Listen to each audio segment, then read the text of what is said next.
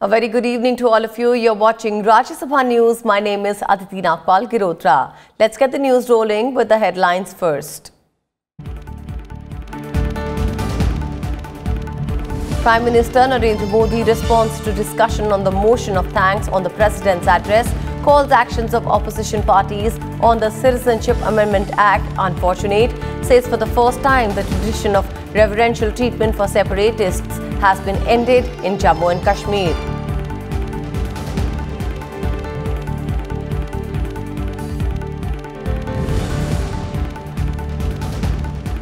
Northeast has become a partner in India's development journey today, says the Prime Minister in the Rajya Sabha. Asserts that bank mergers have strengthened the banking system. Tells opposition parties not to spread confusion on GST.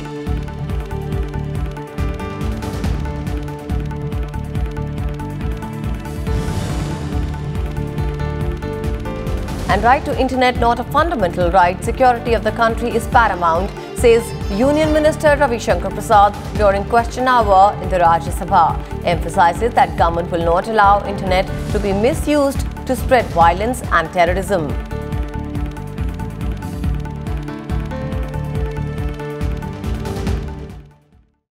Both houses of parliament on Thursday passed the motion thanking the president for his address to the joint sitting of both houses of parliament at the start of the budget session.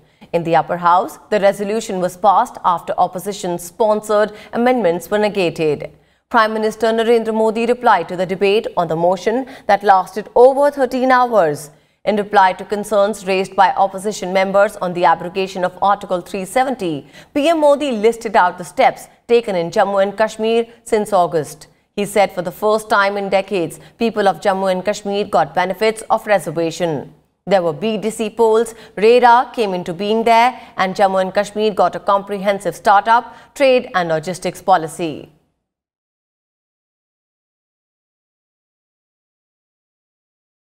मैं कहना चाहूँगा, पहली बार वहाँ के गरीब सामान्य वर्ग को आरक्षण का लाभ मिला।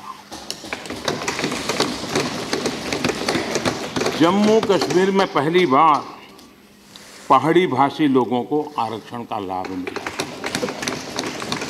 जम्मू कश्मीर में पहली बार महिलाओं को ये अधिकार मिला कि वे अगर राज्य के बाहर विवाह करती हैं तो उनकी संपत्ति छीनी नहीं जाएगी। पहली बार स्वतंत्रता के बाद वहाँ ब्लॉक डेवलपमेंट काउंसिल के इलेक्शन हुए। पहली बार जम्मू कश्मीर में रेरा का कानून लागू हुआ। पहली बार जम्मू कश्मीर में startup policy, trade and export policy, logistic policy बनी भी और लागू भी हो गई। पहली बार, और ये तो देश को आश्चर्य होगा, पहली बार जम्मू कश्मीर में एंटी करप्शन ब्यूरो की स्थापना हुई।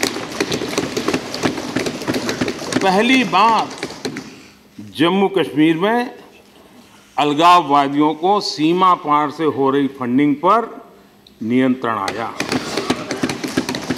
पहली बार जम्मू कश्मीर में अलगाववादियों के सत्कार समारंभ की परंपरा समाप्त हो गई। पहली बार जम्मू कश्मीर में आतंकवाद और आतंकियों के खिलाफ वहां जम्मू कश्मीर पुलिस और सुरक्षा बल मिलकर के निर्णायक कार्रवाई कर रहे हैं। On the opposition charge of unrest in the Northeast region following the Citizenship Amendment Act, the PM said there is unprecedented peace there. कि नॉर्थ ईस्ट अभूतपूर्व शांति के साथ आज भारत की विकास यात्रा का एक अग्रिम भागीदार बना है।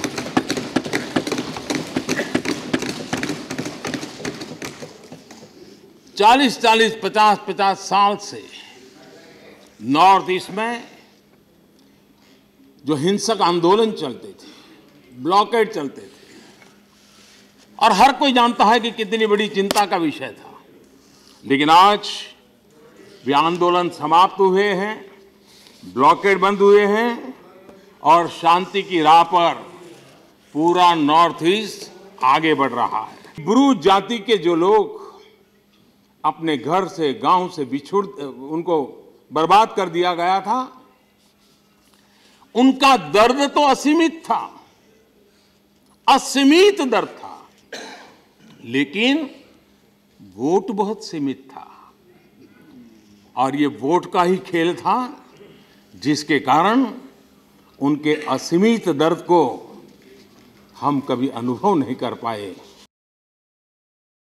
PM Modi also launched a strong defense of the National Population Register, saying it was being updated to allow the rightful beneficiaries get the benefit of government welfare schemes.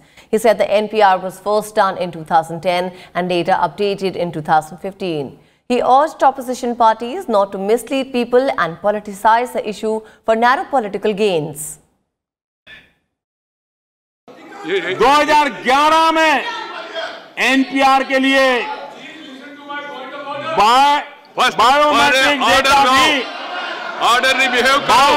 Data भी कलेक्ट करना शुरू कर दिया। पहले order लाना। आप जब 2014 में सरकार से गए, उस समय तक NPR के तहत करोड़ों नागरिकों की फोटो स्कैन कर रिकॉर्ड मेंटेन करने का काम पूरा कर लिया गया था और बायोमेट्रिक डेटा कलेक्शन का काम प्रगति में था। ये आपके कार्यकाल की मैं बात बता रहा हूं।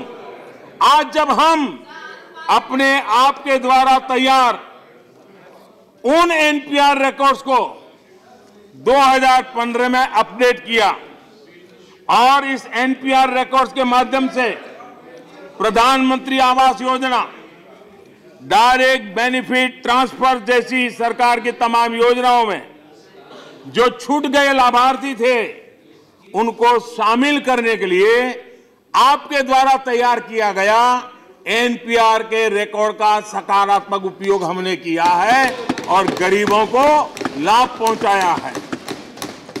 लेकिन आज सियासी माहौल बनाकर आप NPR का विरोध कर रहे हैं और करोड़ों गरीबों को सरकार की इन जन कल्याणकारी योजनाओं का हिस्सा बनने से रोकने का हम पाप कर रहे हैं। 2020 की जनगणना के साथ साथ हम NPR रिकॉर्ड्स को अपडेट करना चाहते हैं। Speaking in the upper house, the PM also rejected pessimism over the growth of Indian economy. He said the fundamentals of our economy are strong and have inherent capability for higher growth rates. आज भी देश के अर्थव्यवस्था के जो basic सिद्धांत है, मानदंड है, उन सारे मानकों में आज भी देश की अर्थव्यवस्था सशक्त है, मजबूत है और आगे जाने की पूरी ताकत रखती है। इनहेरेंट ये क्वालिटी उसके अंदर है और कोई भी देश छोटी सोच से आगे नहीं बढ़ सकता है।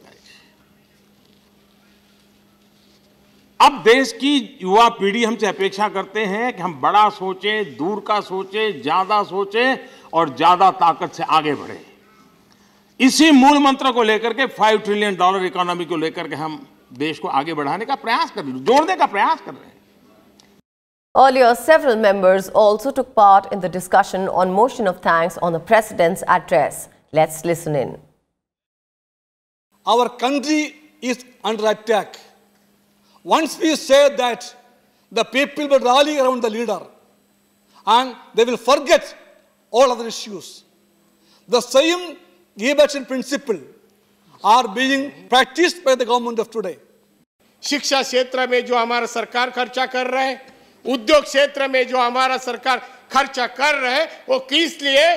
कि हमारा GDP बढ़ने के लिए, रोजगार निर्माण होने के लिए, हमारे जो जवान हैं, जो बेकार हैं, उनको जॉब मिलने के लिए हमारी सरकार जो प्रयास कर रहे हैं वो अप्रिशिएट होना चाहिए। Vizag Chennai Industrial Corridor is stipulated and enacted, included in the AP Reorganization Act. Why Government of India is not implementing it? When similar projects are being undertaken in the other parts of the country, why stepmotherly treatment to the state of Andhra Pradesh? बेरोजगारी की कोई बात नहीं है, महंगाई की कोई बात नहीं है, क्योंकि इनको उसकी चिंता ही नहीं है। ये नौजवानों के लिए कुछ करना ही नहीं चाहते। आज विद्यार्थी जो पूरे देश में झंडा लेके खड़े हैं, उनको अपने भविष्य का फिक्र है। As the number of people ordering food online continues to rise in India, Chairman M. Venkaiah Naidu underscored the need to scan the standard of food being delivered through these e-commerce platforms and whether or not they have obtained an FSSAI license. The issue was raised during Zero Hour by member K. Soma Prasad. During Zero Hour, K. Soma Prasad of the CPIM said the food regulator must check on the compliance of the food business operators or delivery platforms. There is an important fact is that either the online food delivery service companies or the restaurants are not ready to assume the responsibility related to the quality, safety or the hygiene standards of food which is delivered by them, sir. This is a very serious issue. There is every chances for adulteration. It would badly affect the interest of the customer.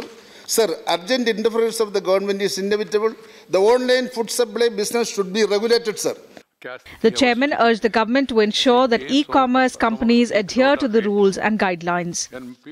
Ramvilas ji, इसके ऊपर थोड़ा ध्यान देना पड़ेगा because ये समस्या केवल एक स्टेट का नहीं है, पूरा देश का है।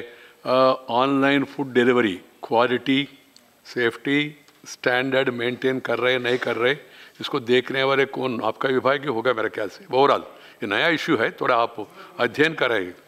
Consumer Affairs Minister said the government was seized of the matter. The Food Safety and Standards Authority of India has issued revised guidelines. The National Food Regulator has stepped up scrutiny of e-commerce food companies and said that there can be no compromise on last-mile delivery and safety of food products. Kriti Mishra, Rajya Sabha TV. Communications Minister Ravi Shankar Prasad said on Thursday in the Upper House that misconception about the right to internet being a fundamental right needs to be cleared, as national security is of paramount importance. He also assured that public sector telecom companies BSNL and MTNL will not be shut down and efforts are being made to revive them soon. हम लोग अपने अधिकारों की बात करते हैं, लेकिन जो अधिकार संविधान की धारा 19(1) से निकलता है, उसी संविधान के 19(2) में उसके रेगुलेशन का भी प्रावधान है। वो भी एक संवैधानिक प्रावधान है जिसको सुप्रीम कोर्ट ने अपने 20वें फैसले में सही माना है। इसलिए अगर सुप्रीम कोर्ट ने इंटरनेट के उपयोग को बोलने और लिखने के अधिकार के संतुलन में रखा है, तो जो उस अधिकार के ऊपर नियंत्रण और रेगुलेशन का संवैधानिक प्रावधान है, वही इंटरनेट पर भी लागू होगा। इसका अर्थ ये हुआ कि इंटरनेट का उपयोग करिए। इंटरनेट से आप हिंसा पन पाएंगे, इंटरनेट से आप मानहानि करेंगे, इंटरनेट से अगर देश की एकता, अखंडता, सुरक्षा को आप कमजोर करेंगे तो कार्रवाई होगी और होनी भी चाहिए। The Supreme Court in paragraph 28 has clearly stated that no lawyer argued that right to internet is a fundamental right. Therefore, we are not going to that question. So this kind of misconception needs to be corrected. BSNL दोनों संस्थाएं परेशानी में थी, इनको हम revive करेंगे। भारत सरकार हजारों करोड़ रुपया लगा रही है और इसको हम ठीक करेंगे, ये कहना चाहते हैं। इसलिए कृपया करके इस कभी दुविधा में मत रहिए कि BSNL MTNL बंद होगा। जब देश में बाढ़ आती है, भूकंप आता है, सेना की आवश्यकता होती है, तो यही BSNL MTNL काम करते हैं। तो बाकी हम कार्रवाई कर रहे हैं। So with this, it's a wrap on this bulletin of Rajya Sabha News. Thank you so much for joining us.